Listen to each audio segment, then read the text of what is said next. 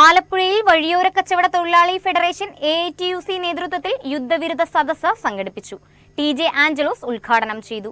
പശ്ചിമേഷ്യൻ യുദ്ധ പശ്ചാത്തലത്തിൽ പാചകവാതകം ലഭിക്കാതെയായതോടെ വഴിയോര കച്ചവടക്കാരും ഹോട്ടലുകൾ ഉൾപ്പെടെയുള്ള മേഖല ഗുരുതര പ്രതിസന്ധിയിലാണെന്ന് AITUC സംസ്ഥാന പ്രസിഡന്റ് TJ ആഞ്ചലോസ് യുദ്ധവിരുദ്ധ സദസ്സിന്റെ ഉദ്ഘാടനം നിർവഹിച്ചുകൊണ്ട് പറഞ്ഞു. നമ്മുടെ ലോകത്ത് ഓരോ രാജ്യങ്ങളെയും ആര് ഭരിക്കണമെന്ന് തീരുമാനിക്കുന്നത് അവർക്ക് സമാധാനപ്രിയരായിട്ടുള്ള ആളുകൾ പ്രധാനമന്ത്രിയുടെ കസേരയിലോ പ്രസിഡന്റിന്റെ കസേരയിലോ വരുന്നത് ഇഷ്ടമല്ല. അമേരിക്കൻ പ്രസിഡന്റ് ട്രംപ് തന്നെ ഏറ്റവും പ്രധാനപ്പെട്ട ഒരു വ്യവസായിയാണ്. അപ്പോൾ അത്തരം ആളുകളുടെ താല്പര്യം എന്ന് പറയുന്നത് ലോകത്ത് സമാധാന അന്തരീക്ഷം തകരണം, ബോംബുകളും മിസൈലുകളും മറ്റ് യുദ്ധോപകരണങ്ങളും എല്ലാം കൂടുതൽ ചെലവഴിക്കപ്പെടണം. അതിൻ്റെ ദുരിതം ആര് പേർന്നു എന്ന് പറഞ്ഞാൽ സാധാരണക്കാരാണ്, പാവപ്പെട്ടവരാണ്. നമ്മുടെ ലോകത്ത് പാചകവാത ഉപയോഗത്തിൽ 2ാം സ്ഥാനത്ത് നിൽക്കുന്ന രാജ്യമാണ് ഇന്ത്യ. പലയിടങ്ങളിലും വലിയ ഹോട്ടലുകൾ അടച്ചുപൂട്ടപ്പെട്ട് കഴിഞ്ഞിരിക്കുന്നു. വഴിയോര കച്ചവട തൊഴിലാളികൾ വൈകുന്നേരം മുതൽ നേരം വെളുക്കുന്നവരെ വിവിധ മേഖലകളിൽ കച്ചവടം ചെയ്യുന്ന ആളുകളുണ്ട്. അവരുടെ ഉപജീവന മാർഗമാണ്. പാചകവാതം കിട്ടാത്തതുകൊണ്ട് അവർക്ക് അവരുടെ ജീവിതം മുന്നോട്ട് കൊണ്ടുപോകാൻ കഴിയുന്നില്ല. ഹോസ്റ്റലുകളിൽ താമസിച്ച് പഠിക്കുന്ന ലക്ഷക്കണക്കിന് വരുന്ന വിദ്യാർത്ഥികളുണ്ട്. ഹോസ്റ്റലുകളിൽ പാചകവാതം കിട്ടുന്നില്ല.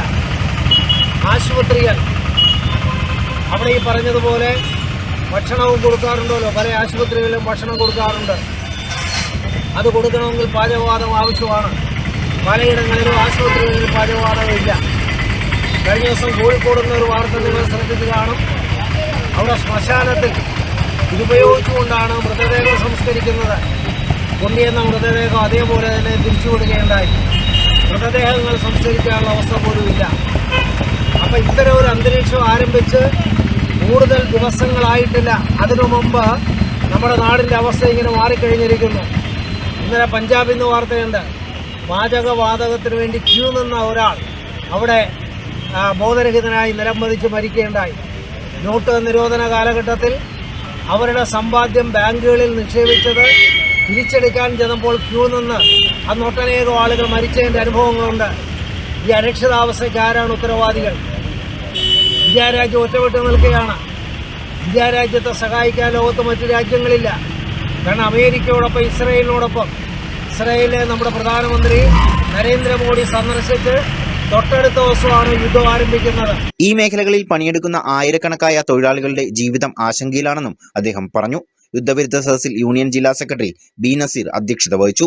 AITUC ജില്ലാ സെക്രട്ടറി DP മധു, KL ബെന്നി, യൂണിയൻ മണ്ഡലം സെക്രട്ടറി S ഷെരീഫ്, ജഗൽകുമാർ എന്നിവരും സംസാരിച്ചു.